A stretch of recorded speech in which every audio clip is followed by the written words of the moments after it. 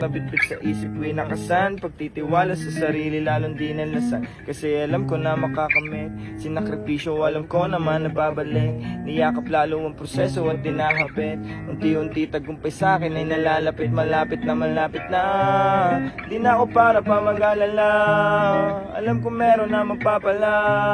Sa isip ko di na mawawala. Normal lang naman sa buhay ang pagkawala. Kaya tinanggap ko na lang kung anong kapalit ng mga kamalian. Di ko pinagkait sa sarili kung paano maging mabait.